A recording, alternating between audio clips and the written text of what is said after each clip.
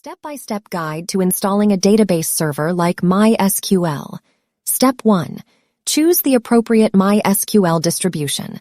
MySQL is available for different operating systems. Choose the version that matches your operating system. For Windows, you can use the MySQL installer for Windows. For macOS, you can use the Homebrew Package Manager. For Linux, you can use your package manager to install MySQL. Step 2. Download the MySQL distribution. Visit the official MySQL website and navigate to the Downloads section. Select the appropriate version for your operating system and download the installation package. Step 3. Run the installation package. Double-click the downloaded file to start the installation process. Follow the instructions provided by the installation wizard. Choose the installation directory or accept the default one. Select the components you want to install. Usually, the default selection is sufficient for most users. Step 4. Configure MySQL. After the installation is complete, you'll be prompted to configure MySQL. Follow the instructions provided by the configuration wizard.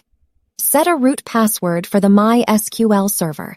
Make sure to remember this password, as it will be required to access and manage the database server. Step 5. Start the MySQL server. On Windows, you can start the MySQL server by launching the MySQL command line client or MySQL shell application from the Start menu. Alternatively, you can start the MySQL service from the Windows Services Manager. On macOS, you can start the MySQL server using the terminal and the command sudo MySQL server start. On Linux, you can start the MySQL server using the command sudo service MySQL start or sudo systemcell start MySQL. Step 6. Test the installation. Open a command prompt or terminal window. Type the command MySQL uroot p and press enter.